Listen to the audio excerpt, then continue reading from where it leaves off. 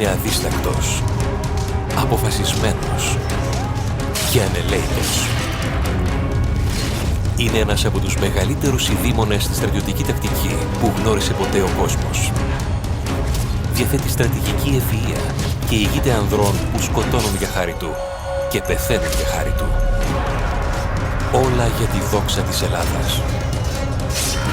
Είναι ο Αλέξανδρος ο Μέγας. Τον 4ο αιώνα π.Χ. ο Αλέξανδρος κυριαρχεί στο μισόγνωστο κόσμο. Όμως δεν του αρκεί. Θέλει κι άλλα. Διψασμένος για επέκταση της αυτοκρατορίας του, ο Αλέξανδρος ανυπομονεί για την επόμενη κατάκτησή του, την Ινδία. Το μόνο που εμποδίζει τον Έλληνα ηγέτη είναι 2 τεράστιοι ποταμοί και 750.000 Ινδοί στρατιώτες.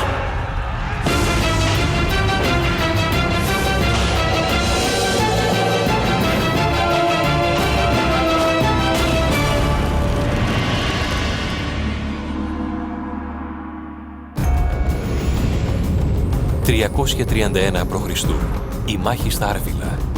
Σχεδόν 50.000 Έλληνες πολεμούν τον αιώνιο εχθρό τους Πέρσες. Επί εκατοντάδες χρόνια, αυτές οι 2 υπερδυνάμεις χύνουν η μία το αίμα της άλλης. Οι Έλληνες υστερούν αριθμητικά κατά 2-1. Όμως αυτή τη μέρα του Οκτωβρίου αναδεικνύονται νικητές και αλλάζουν την πορεία της ιστορίας.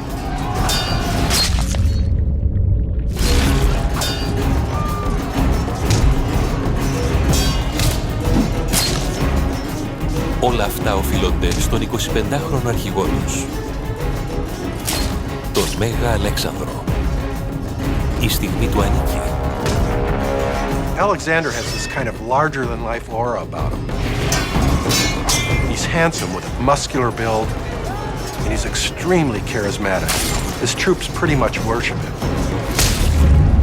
In less than 5 years, he had managed to carry out a major strategic plan from Greece to invade Persia and destroy the Persian Empire. In 5 years, he managed to suppress his own domestic opposition, and then finally was able to force a cataclysmic battle in modern-day Iraq on the plains of Arbela, where he destroyed the last remaining Persian army, and then by right of conquest became emperor of all of Persia. Μερικοί υποστηρίζουν ότι η καταγωγή του Αλέξανδρου τον προόριζε για μεγαλείο. Πίστευαν ότι καταγόταν από τον Ηρακλή από την πλευρά του πατέρα του και από τον Αχιλλέα από την πλευρά της μητέρας του. Η αυτοκρατορία του Αλέξανδρου εκτείνεται από την Ελλάδα στην Αίγυπτο και το σημερινό Αφγανιστάν. Μία από τις μεγαλύτερες στην παγκόσμια ιστορία. Όμως η όρεξη του Αλέξανδρου για εξουσία και δόξα είναι ακόρεστη. 5 χρόνια μετά την ήττα των Περσών, ο Αλέξανδρος είναι έτοιμος να επιτεθεί σε νέο αντίπαλο. Βρίσκεται με τους 32.000 εμπειροπόλεμους στρατιώτες του στην όχθη του Ινδού ποταμού, έτοιμος για την επόμενη κατάκτησή του, την Ινδία. It's been a busy 8 years for Alexander, who's not even 30 years old yet. He's now Emperor of Persia after defeating the mighty Persian Empire in a very bloody campaign.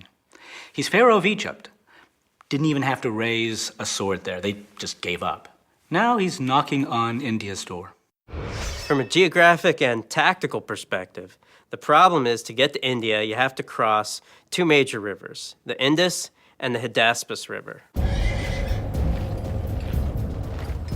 Για τους περισσότερους στρατούς, οι ποταμοί θα ήταν ανυπέρβλητα εμπόδια. Όμως όχι για τον Αλέξανδρο, του οποίου η διορατικότητα και η οργάνωση είναι θρυλικές. A couple of years in advance, 2 years in advance, he orders shipwrights to come from the coastal area of Syria and to build boats to ferry his troops across the Indus River. Μόλις ο Αλέξανδρος περάσει τον Ινδό, πρέπει να πολεμήσει με τον Ταξίλη, βασιλιά των Ταξίλων. Τα Τάξιλα είναι η πρωτεύουσα της χώρας της Πενταποταμίας, που βρίσκεται ανάμεσα στον Ινδό και στον Ιδάσπη. Ambi can do one of 2 things. He can fight and see his city annihilated and probably get strung up. Alexander was known to have made examples out of opposition leaders with slow, painful, very public deaths. Or he can play ball, preserve his city, and maybe even save his throne. Ο ταξίλης φέρεται έξυπνα και αποφεύγει τη σύγκρουση. Ο Αλέξανδρος περνά τον ποταμό και καταλαμβάνει εύκολα τα τάξιλα, τα οποία και μετατρέπει σε βάση για την εισβολή στην Ινδία. Το επόμενο εμπόδιο είναι η διάβαση του δεύτερου ποταμού, του Ιδάσπη. Απέχει 160 χιλιόμετρα, όμως ο Αλέξανδρος το είχε προβλέψει και αυτό. The army can't carry entire boats 100 miles across India to the Hydaspes. So they break them into parts and haul them piecemeal. What they were these kind of collapsible boats where the frames could be built and the skins transported and the buckets of tar individually, and then when you're going to cross the river, you assemble them a couple of days in advance. Ο Αλέξανδρος χρειάστηκε 2 μήνες για να φτάσει στον ποταμό Ιδάσπη. Ηγείται 23.000 πεζών στρατιωτών και 9.000 υπαίων, ενός πιστού και αφοσιωμένου στρατού. Πολλοί στρατιώτες ήταν με τον Αλέξανδρο από την αρχή, γοητευμένοι από την προσωπικότητα και τα όνειρά του για δόξα. They fought for honor and individual glory, and all their myths were of great warriors, from Agamemnon 1,000 years before to Achilles and Hercules. All of these are great warriors. They get everything because they're great warriors. So essentially, being a hero for Alexander, being a professional warrior, perpetually seeking more and more glory, I think psychologically became what amounted to a way of life. Αντίπαλος του Αλέξανδρου μόλις περάσει τον Ιδάσπη είναι ένας εξίσου υπερήφανος και γενναίος πολεμιστής, ο Ινδός βασιλιάς Πόρος. Ο Πόρος κατάγεται από μακρά γενιά βασιλιάδων πολεμιστών. Με ύψος πάνω από 1,80, ο Πόρος φαντάζει γίγαντας με βάση τα δεδομένα του 4ου αιώνα π.Χ. In his usual style, Alexander first tries conquest by diplomacy. He sends for Porus and invites him to a meeting. Alexander's basically offering him a chance to avoid destruction if he pays tribute and gives up his throne peacefully. Porus doesn't just refuse to surrender. He actually challenges the legendary Alexander the Great to fight. He says, "Yes, I'll meet you on the battlefield." Ο Πόρος είναι έτοιμος να υπερασπιστεί το βασίλειό του με οποιοδήποτε κόστος. Porus has under his command about 30,000 infantry troops, 2,000 cavalry, and 300 chariots. But he's got one thing that neither Alexander nor the Greeks have ever seen. Έχει 200 πολεμικούς ελέφαντες, έτοιμους για μάχη.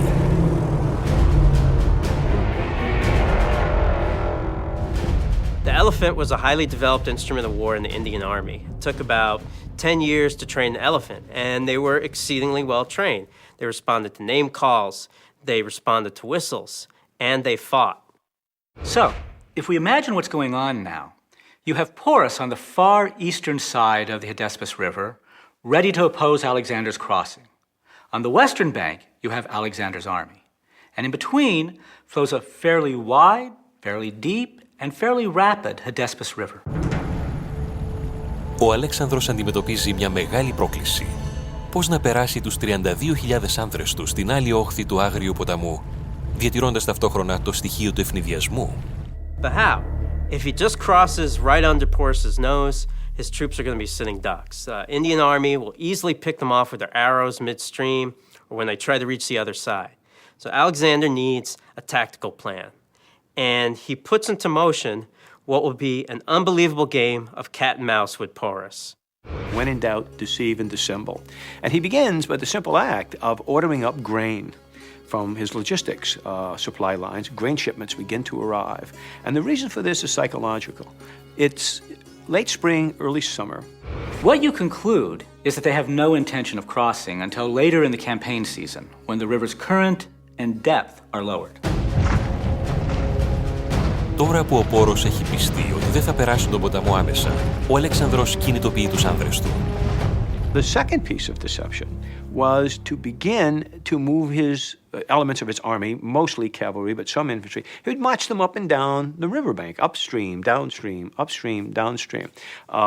Initially, what does this tell you if you're Porus? He's looking for a place to cross. He may use it in the future, but he's looking for a place to cross. This is good. I'll find out where he's going to cross, and what I'll do is I'll deploy my forces against it. So Porus takes his army and starts following Alexander on the opposite bank. Ο Πόρος μιμείται την κίνηση των Ελλήνων με όλο το στρατό του.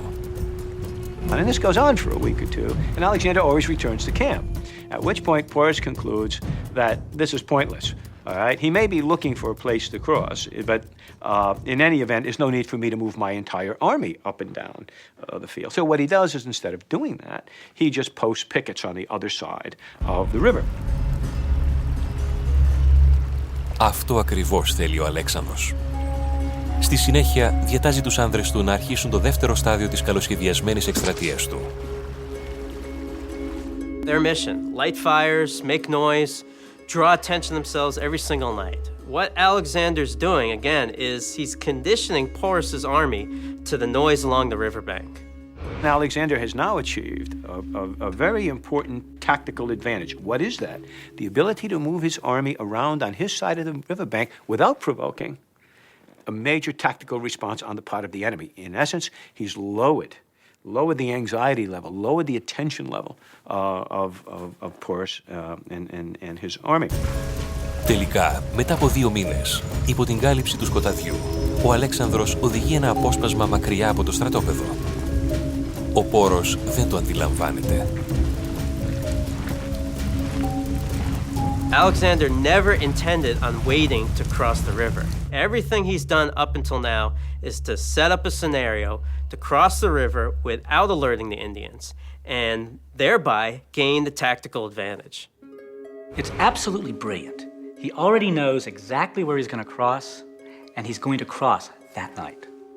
What he does, he takes a force of some 10,000 infantry and about 6,000 Greek cavalry and another 1,000 horse archers, light cavalry, and moves it up the bank 17 miles. Όμως ο Πόρος δεν θα είναι ο μόνος που θα ευνηδιαστεί από το πέρασμα του ποταμού απόψε. Ο ποταμός Ιδάσπης επιφυλάσσει μερικές εκπλήξεις και για τον Αλέξανδρο.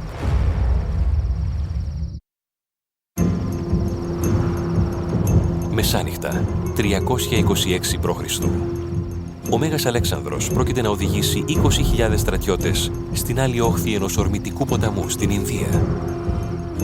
Είναι μια κίνηση ευνηδιασμού που ετοιμάζεται εδώ και 2 μήνες. Λίγες ώρες νωρίτερα, ο Αλέξανδρος είχε οδηγήσει τη δύναμή του χιλιόμετρα μακριά από το στρατόπεδό του, αντίθετα από το ρεύμα του Ιδάσπη. Εδώ βρίσκεται το πέρασμα. Ο στρατός του Αλέξανδρου είναι μια καλολαδωμένη και έμπειρη πολεμική μηχανή. Επί μια δεκαετία βελτιώνεται και εξυγχρονίζεται με κάθε στρατιωτική σύγκρουση. Μια από τις μεγαλύτερες προκλήσεις συνέβη 3 χρόνια νωρίτερα, εναντίον των ομάδων της Κεντρικής Ασίας. Η μάχη μένεται κοντά στα Βάκτρα και τη Σογδιανή, στο σημερινό Αφγανιστάν και Πακιστάν, επαρχίες στα ανατολικά άκρα της αυτοκρατορίας του Αλέξανδρου. Alexander's problem with the provinces, the furthest provinces to the east, is that they're essentially not really nation states. What they really are is conglomerations of tribal, ethnic tribal units that are at each other's throats, much as they are today in modern-day Pakistan and Afghanistan. And so he sets out to essentially put down these revolts. The Central Asians are nomadic pastoral tribes from around the Caspian Sea. They're excellent marksmen and they're tough. You have to be just to survive in the rugged mountains of Afghanistan. Είναι δεινοί υπείς που χτυπούν και φεύγουν. Όμως ο Αλέξανδρος και οι άνδρες του δεν είναι ούτε εκπαιδευμένοι ούτε εξοπλισμένοι για να αντιμετωπίσουν τέτοιου είδους επιθέσεις. Ο τρόπος των Ελλήνων ήταν πάντα να κινούνται όλοι μαζί σε φάλαγγα, δηλαδή πολλές γραμμές πολεμιστών. Όμως αυτός είναι ένας νέος εχθρός. Οι άτακτοι της Κεντρικής Ασίας διαθέτουν έφυπους τοξότες που εξαπολύουν κεραυνοβόλα βέλη θανάτου. Everything about these horsemen is light and mobile. They harass the enemy with volleys of arrows or javelins, then they quickly retreat. Για να αντιμετωπίσει αυτή τη νέα απειλή, ο Αλέξανδρος αναδιοργανώνει το στρατό του και εντάσσει έφυπους τοξότες στη δική του δύναμη. So in the end, he basically reconfigured his army, basically from Persian sources, making it much lighter, using Persian light infantry, some heavy, but mostly light infantry, and light cavalry. Αυτής της εμπειροπόλεμης και πιο ευκίνητης δύναμης ηγείται τώρα ο Αλέξανδρος για να κατακτήσει την Ινδία. At the end of a 2-year guerrilla war in the eastern provinces and having achieved the modicum of success, Alexander now turns his covetous eyes further east to India. Όμως γνωρίζει ότι αντιμετωπίζει έναν τρομερό αντίπαλο. Ο στρατός του Ινδού βασιλιά Πόρου έχει μακρά και αιματηρή ιστορία. Εκείνη την εποχή, η Ινδία είναι χωρισμένη σε 16 βασίλεια. Πολεμούν διαρκώς μεταξύ τους για την κυριαρχία. War was the normal state of affairs As soon as a king gained power, he would begin attacking his neighbors. Η πολεμική παράδοση της Ινδίας φτάνει πάνω από 1000 χρόνια, πίσω στην άφιξη των αρίων φυλών στην κεντρική Ευρασία. This is one of the great migrations of history. And if you really want to see what these people look like, turn on your television set and look at Afghani tribesmen. That whole northern tier of mountains has had no genetic dilution at all since the 18th century. So that's what the Aryans look like. They were big, dark-eyed, bearded people who had the horse and the chariot. And so they made short work of conquering India. Much about the Aryans is still debated among scholars. We do know that they were fierce warriors and that they're the ones who introduced the horse and the chariot to the Indian subcontinent. Τα άρματα προσφέρουν ευκινησία και ταχύτητα στο πεδίο της μάχης. Βοηθούν τους Αρίους να κατακτήσουν μεγάλο μέρος της υποηπείρου. We also know that for about a millennium after the Aryans invade, India is ruled by a warrior class whose tribes are constantly at war with each other.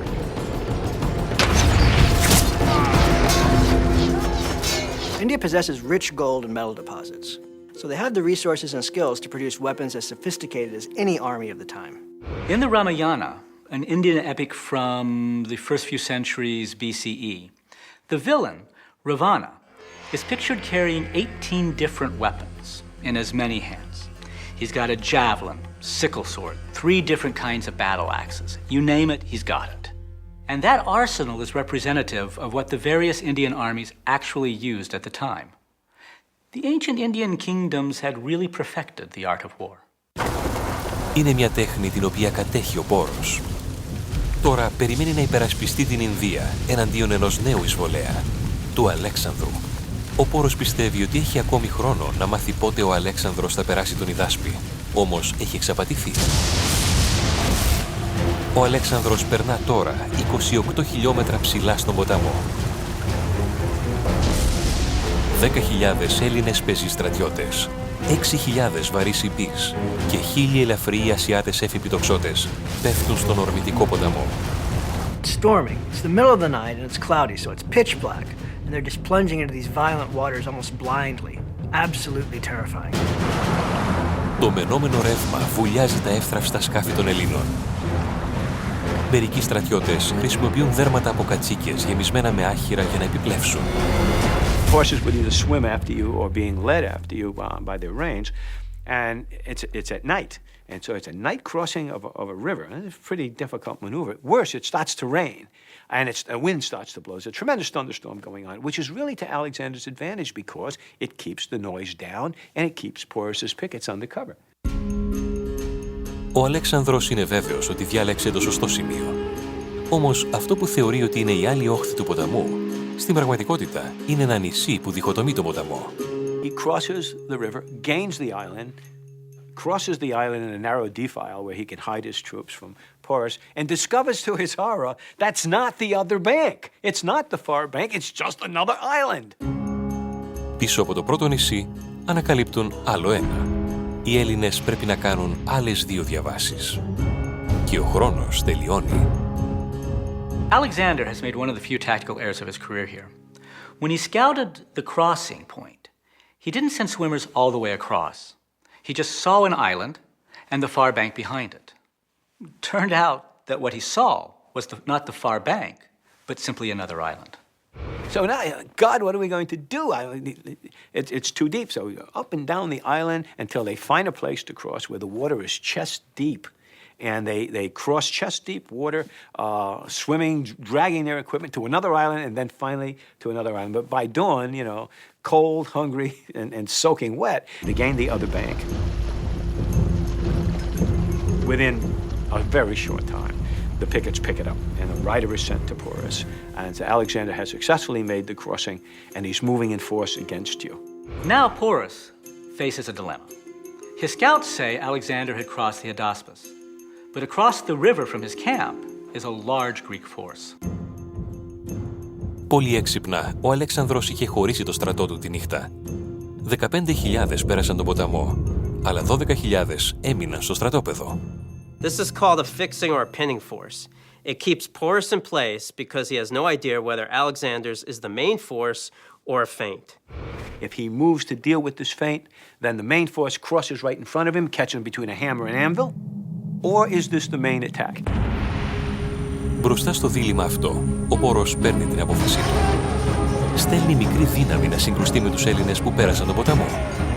By keeping his main force in place, he's basically hedged his bet into thinking the main Greek force is still right in front of him and across the river, and what's coming is a smaller force. Ο Πόρος στέλνει μόνο 2.000 από τους 4.000 υπείς του και 200 από τα 300 άρματά του να συναντήσουν τον εχθρό βόρεια. Αυτή τη δύναμη διοικεί ο γιος του, που επίσης ονομάζεται Πόρος. Ταυτόχρονα, ο Αλέξανδρος συγκεντρώνει τους εξουθενωμένους άνδρες του και επιτίθεται νότια, με το βαρύ ιππικό να προπορεύεται. Πίσω του βρίσκονται Ασιάτες ελαφριοί έφυποι τοξότες. Το πεζικό ακολουθεί. Όμως, μόλις βλέπει την προέλαση του βαρέως ιππικού και των αρμάτων του Πόρου, σταματά. Υπό την τεράστια πίεση του πεδίου της μάχης, αναδιατάσσει το στρατό του εσπευσμένα. Alexander is brilliant at knowing exactly how and when to change his attack or defense at a moment's notice. He sees how Porus's army is configured and immediately withdraws his heavy cavalry. Heavy cavalry against chariots and other heavy cavalry does not give him the best advantage. What would be better tactically is to send his light cavalry to harass and stop the movement of the army. That's what he does. He sends in his Iranian horse archers. It's a trick he learned from fighting these very same people in the eastern approaches of the Persian Empire. Το ελαφρύ ιππικό του Αλέξανδρου συγκρούεται με τη μικρή δύναμη του νεαρού Πόρου. Κι έτσι αρχίζει η μάχη στον ποταμό Ιδάσπη.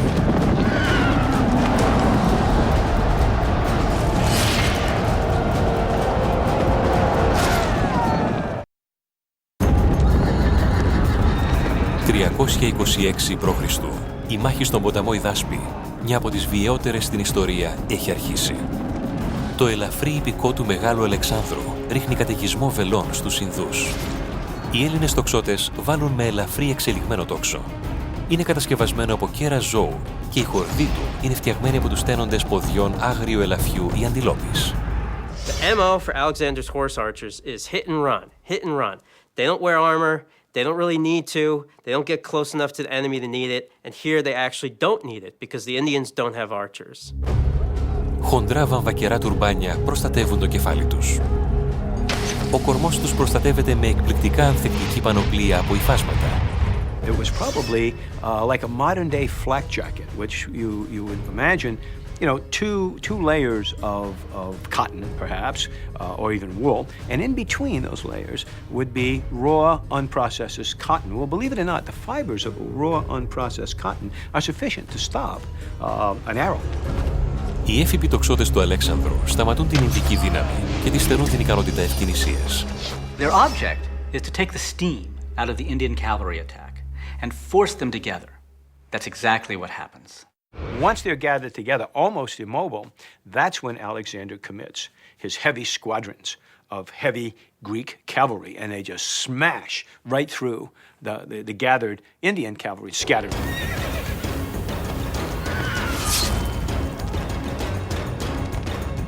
Η κοπής είναι σχεδιασμένη για σφαγή. Έχει κυρτή λεπίδα για μέγιστη ισχύ σε κάθε το χτύπημα. Κάποτε ήταν εργαλείο χασάπι και είναι αποτελεσματική με το κρέας και τους εχθρούς. Οι Ινδοί τοξότες στα άρματα εξαπολύουν βροχή από βέλη εναντίον του πεζικού του Αλέξανδρου. Όμως μια μικρή ασπίδα καλυμμένη με χαλκό προστατεύει το ελληνικό πεζικό. Τα βέλη των Ινδών προκαλούν βαρύ πλήγμα, όμως οι συνθήκες του πεδίου της μάχης ευνοούν τον Αλέξανδρο. The rain the night before makes the battlefield a mud pit. These heavy chariots cannot maneuver their iron-shod wheels. They're absolutely useless in the mud. Οι Ινδοί υστερούν αριθμητικά και σε επίπεδο τακτικής. Σχεδόν 500 Ινδοί υπείς σκοτώνονται.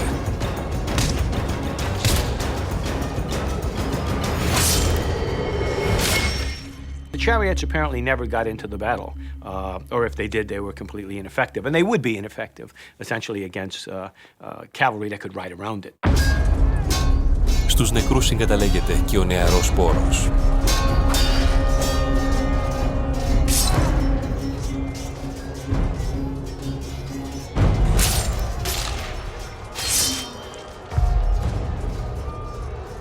So Alexander has essentially now destroyed and brushed aside that reconnaissance force that Porus has sent. The survivors retreat back to the senior Porus's camp. They tell him his son is dead and that Alexander is indeed leading the main force. And they're heading this way. Πλέον, ο Πόρος αντιλαμβάνεται ότι το ελληνικό απόσπασμα στην άλλη όχθη είναι δύναμη καθήλωσης με στόχο να τον παραλύσει. What Porus does at this point, he's still in danger of a cross-river attack, so he leaves a strong rear guard there to deal with that attack if it comes. He pulls the rest of the army out of the camp and starts to move it upstream to meet Alexander. About 3 hours later, they stop at a good battle site. What the texts say is that a place where he found the first firm ground is where Porus deployed his army. Why would he be looking for firm ground? Well, there were two reasons. One is he had 200 chariots at his disposal. The second thing is elephants. Elephants are heavy, and you don't want them slipping and sliding all over the battlefield. Ο Πόρος παρατάσσει το στρατό του. Λίγα χιλιόμετρα πιο βόρεια, ο Αλέξανδρος συναντά ενισχύσεις. Πριν περάσει τον Ιδάσπη, εκτός από το ότι χώρισε τις δυνάμεις του, άφησε μια δύναμη ανάμεσα στο στρατόπεδο και το σημείο περάσματος. So he hadn't divided his army into two the night before. He divided it into three forces, and these reserves of about 4,500 infantry and 3,000 cavalry are fresh troops. They've gotten some sleep, they've marched half as far as Alexander's force, and they haven't seen combat yet. Οι ενισχύσεις περνούν τον ποταμό και ενώνονται με την ομάδα του Αλέξανδρου. So now, when you look at the force strength that Alexander commands, somewhere in the vicinity of 8,000 cavalry and somewhere in the vicinity of perhaps 15 or 16,000 infantry. Όμως οι άνδρες του Αλέξανδρου είναι πολύ απλωμένοι. Το ιππικό βρίσκεται μπροστά, ενώ το εξουθενωμένο πεζικό ακολουθεί σε απόσταση ωρών.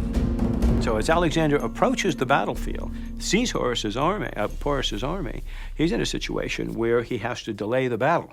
How do you do that? He takes his Iranian horse archers and throws them forward. And they begin riding up and down the line, shooting arrows.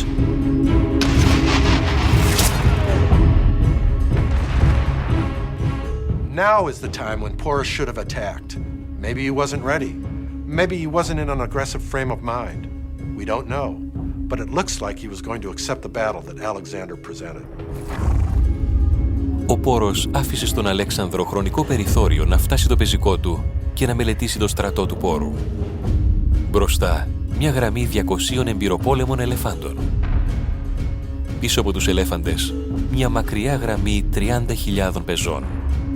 Σε κάθε πτέρυγα, μια ταξιαρχία 1.000 υπαίων για προστασία των πλευρών.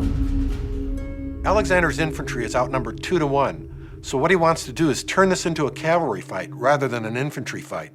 There's one problem: elephant. Ο Ρωμαίος ιστορικός Κούρτιος περιγράφει τη σκηνή. Τα κτήνια ανάμεσα στις γραμμές των ανδρών έμοιαζαν από μακριά με πύργους, ενώ ο ίδιος ο Πόρος είχε σχεδόν ξεπεράσει το ανάστημα ανθρώπου.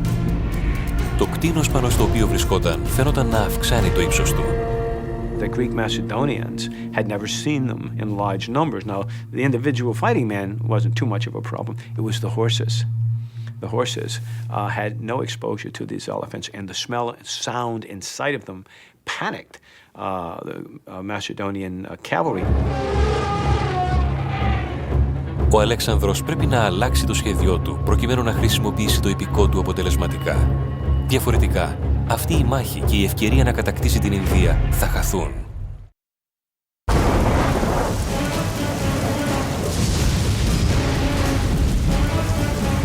Ο Αλέξανδρος κατάφερε να περάσει τον ποταμό Ιδάσπη μέσα στη νύχτα.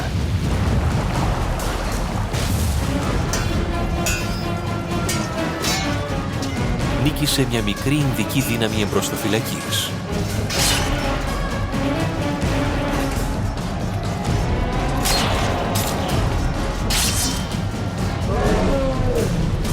Τώρα πρόκειται να εξαπολύσει ολομέτωπη επίθεση εναντίον όλης της ισχύως του Ινδικού στρατού. The Indian infantry is twice as large as the Greeks. Alexander knows his strength as cavalry, where he outnumbers Porus 4-1. So the game is now how to fight a battle that's not an infantry battle. Alexander had this phenomenal ability to very quickly read a battlefield and formulate a strategy to gain the advantage. Ο Αλέξανδρος αναπτύσσει τους 4.000 υπείς του προς την αριστερή πλευρά του πόρου. Ο πόρος έχει συνολικά μόνο 2.000 υπείς, 1.000 σε κάθε πτέρυγα. Ο πόρος διατάζει το υπηκό στη δεξιά πτέρυγα να περάσει πίσω από την πρώτη γραμμή και να ενισχύσει την αριστερή πτέρυγα. Αυτό είναι το λάθος που περίμενε ο Αλέξανδρος. Ο Αλέξανδρος διατάζει τον Κίνο, έναν από τους διοικητές του, και 2.000 υπείς που κατευθύνονταν στην αριστερή πλευρά του πόρου να αλλάξουν κατεύθυνση και να επιτεθούν στην απροστάτευτη δεξιά. The 2,000 horsemen arrive on the right wing. There's nobody to fight. They turn the corner and ride all the way behind the Indian positions. It's a bizarre situation that's all but been brought about by Alexander's tactical brilliance. Καθώς ο Κίνος και οι 2.000 υπείς παίρνουν πίσω από τις Ινδικές γραμμές, ο Αλέξανδρος διατάζει τους έφυπους τοξότες να σφυροκοπήσουν το Ινδικό υπηκό με κύματα θανατηφόρων βελών. Κατόπιν, ο Αλέξανδρος οδηγεί την επίλεκτη ταξιαρχία 2.000 υπέων σε μια άγρια επίθεση δίπλα από την αριστερή πτέρυγα του πόρου. What Porus does is he did what any commander would do. He tries to extend his left flank. So he takes his left wing and he says, redeploy further to the left, which means they come out of their positions, they turn in column of march, and they begin to move out to the left to prevent the envelopment. Καθώς οι Ινδοί αρχίζουν να βαδίζουν προς τα αριστερά και με τον Κίνο να βρίσκεται επίσης σε κίνηση, ο Αλέξανδρος αλλάζει κατεύθυνση ξανά. Αντί να περάσει από την αριστερή πλευρά του πόρου, στρέφεται ξαφνικά προς τα μέσα και αποκόπτει τον κύριο όγκο του στρατού. At the same time, Conus, who was ridden all the way around the battlefield, arrives at what we call the Schwerpunkt, or the critical point in the battle, and bang, slams into the left wing of Porus's army. Τώρα ο πόρος βρίσκεται στη θέση που ήθελε ο Αλέξανδρος, με την αριστερή πτέρυγα διαλυμένη και το υπηκό του εξοντωμένο. Alexander always seemed, whenever every battle that he fought, always seemed to be at the crucial point where the tactics shifted. The crucial point where instead of going out, he turned in, where he went through the gap or instead of around the gap. How you do that and at the same time be right out there with your guys is a rare talent. Τώρα ο Αλέξανδρος κινεί το βαρύ πεζικό εναντίον του κέντρου των Ινδών. Όμως ο πόρος δεν σκοπεύει να εγκαταλείψει. Διατάζει τους τοξότες του να επιτεθούν. Το Ινδικό τόξο αποτελείται από ευλίγιστο μπαμπού 1,8 μέτρων. Για να το τεντώσει, ο τοξότης πρέπει να το στερεώσει στο έδαφος και να το σταθεροποιήσει με το πόδι του. Το τεράστιο μέγεθός του παρέχει απαράμιλη δύναμη πυρός. Τα βέλη από κοφτερό κόκαλο ή με μυτερές ακίδες μπορούν να διαπεράσουν οποιαδήποτε πανοπλία. Όμως λόγω του καιρού, οι τοξότες είναι αναποτελεσματικοί. It was raining the night before, and all those thousands of horses and men and elephants, they turned the ground to mud. The Indian army wasn't used to fighting during the rainy season. Its archers couldn't anchor their bows. Huge blow to Porus. He'd lost one of his most powerful weapons. Με την αριστερή πτέρυγά του διαλυμένη, ο στρατός του πόρου περιορίζεται στο πεζικό, τους ελέφαντες και τους τοξότες. You didn't just fight the elephant. The elephant on top was what they call a howdah, which was an archer or spear platform, but they deployed with a squad of 13 infantry around them, the same way we'd use infantry to protect tanks today. Όμως οι ελέφαντες έχουν ένα αδύναμο σημείο, τα μάτια τους. Οι Έλληνες πεζιστρατιώτες βρίσκουν το στόχο. Imagine what would happen if an elephant's blinded in the eye. I mean, he just goes crazy. I mean, an elephant's an exceedingly big animal. Μέσα στο χάος, ο Αλέξανδρος σφυροκοπεί το Ινδικό κέντρο και κονιορτοποιεί την πλευρά του. Παρά το ότι έχει παγιδευτεί σε αντιμέτωπη επίθεση, ο πόρος εξακολουθεί να μάχεται. The center is collapsing on itself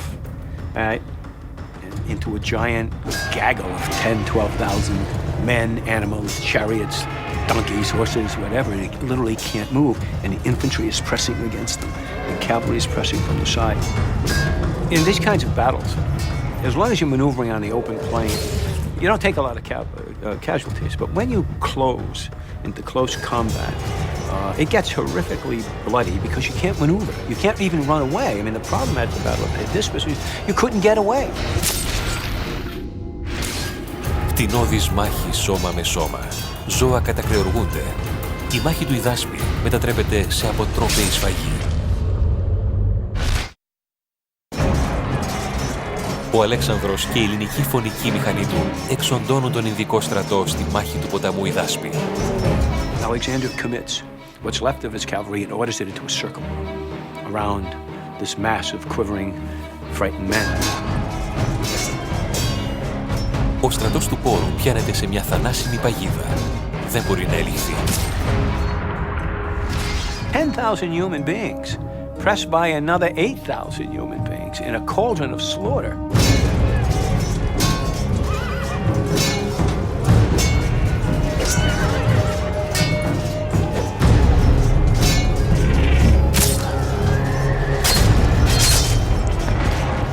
The screams of animals, the trumpeting call of a wounded elephant, for example, the whinny of a horse in pain. And remember, if you fell down, if a horse slipped and went down or was wounded, or if a man fell off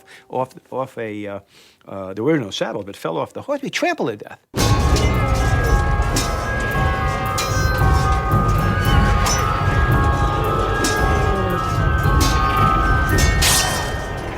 Human beings being stabbed, being hacked at.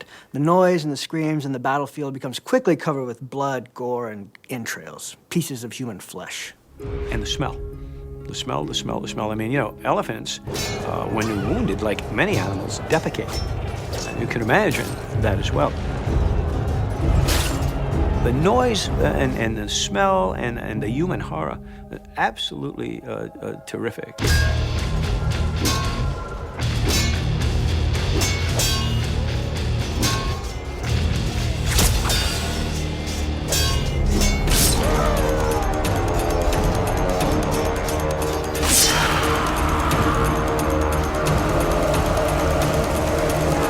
Περίπου 7 ώρες μετά την έναρξη της μάχης, ο στρατός του Πόρου έχει σχεδόν εξοντωθεί. Όμως ο ίδιος ο Πόρος γλιτώνει. They're not completely destroyed, but probably 3/4 of the army is killed. Porus himself, badly wounded, continues to fight on. Ο Αλέξανδρος θαυμάζει την ανδρεία και την αποφασιστικότητα του Πόρου που εξακολουθεί να μάχεται παρά τη βέβαιη ήττα. Alexander recognizes in Porus a kindred warrior spirit. He doesn't want to kill the man he's grown to respect, so he sends a messenger to call him for a meeting. Ο Έλληνας ιστορικός Αριανός καταγράφει τη συζήτηση. Ο Αλέξανδρος μίλησε πρώτος. Είπε, τι θέλεις να σε κάνω? Να μου φερθείς όπως αρμόζει σε βασιλιά, απάντησε ο Πόρος. Alexander is so impressed with Porus's dignity and composure, he decides to let him remain as king and keep his territories and his subjects. So at the end of the day, Alexander, at the Battle of the Hydaspes River, shows his tactical brilliance. I mean, this is a guy who can read a battlefield. He has what Napoleon called the coup de wheel, the strike of the eye. By looking at the terrain, looking at the arrangement of forces, is able to devise, very quickly in this case, a tactical plan that plays to his own advantage. Με τη νίκη του στον Ιδάσπη, ο Μέγας Αλέξανδρος έκανε το πρώτο βήμα πέρα από τα σύνορα της Ινδίας. Όμως είναι και το τελευταίο του. Καθώς προελάβει βαθύτερα μέσα στην Ινδία, πολλά κρατήδια παραμερίζουν τις διαφορές τους και ενώνονται εναντίον του εισβολέα. Στην επόμενη μάχη, ο Αλέξανδρος βρίσκεται αντιμέτωπος με 300.000 Ινδούς στρατιώτες. In attempting to conquer India, you get the feeling that perhaps Alexander's strategic intelligence analysis was not as good as it had been in the past, because any reasonable view of what was going on in India at the time would have led you to the conclusion that this would be an almost impossible military task for what amounts to a small Greek army. Οι άνδρες του Αλέξανδρου βλέπουν ότι η εκστρατεία του ηγέτη τους έχει μετατραπεί σε αποστολή αυτοκτονίας. Πολεμούν εδώ και καιρό και είναι πιθανό να στασιάσουν. He tries to rally them to keep going. He's inspirational, his troops are loyal, but they've just had enough. Ο Αλέξανδρος, πάντα σε σύμπνοια με τους άνδρες του, τελικά ενδίδει στη θέλησή τους και κατευθύνεται νότια για να επιστρέψει στη Βαβυλώνα, στο σημερινό Ιράκ. Όμως η περιπέτειά του στην Ανατολή ίσως να του έχει στοιχήσει τη ζωή του. The best guess is that he died of malaria in Babylon, where history says, or at least the texts say, because he was considered to be Pharaoh of Egypt. His body was sent to Egypt, where it was embalmed, and put in a crystal casket.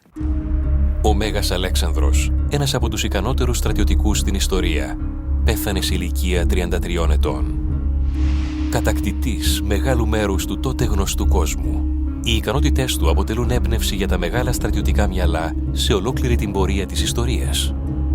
During the first Gulf War in 1991, General Norman Schwarzkopf took a page out of Alexander the Great's playbook with his left hook strategy. Like Alexander, Schwarzkopf essentially feigned a main attack on the Iraqi forces occupying Kuwait from the south. But the bulk of his force, modern-day heavy cavalry, tanks, swung hundreds of miles due west and came at the Iraqis' right flank. There's the left hook, effectively knocking out the Iraqi army. Ground war in Operation Desert Storm was over in 100 hours. That is a successful feign and envelop that Alexander would be proud of. Κατά τη διάρκεια της εκστρατείας του, που διήρκεσε 11 χρόνια και κάλυψε πάνω από 32.000 χιλιόμετρα, ο Μέγας Αλέξανδρος δεν έχασε καμία μάχη. Δημιουργός αυτοκρατοριών, με άσβεστη δίψα για δόξα, ο Αλέξανδρος διέδωσε τον ελληνικό πολιτισμό σε όλο το γνωστό κόσμο. Όμως πέθανε λαχταρώντας να είχε κατακτήσει κι άλλα. Αφήγηση Κοσμάς Δεβελέγκας. Μετάφραση Γιώργος Καστριώτης. Μίξη ήχου Νίκος Σακαρέλος. Η μεταγλώτηση έγινε στα στούντιο της Up Fab Productions.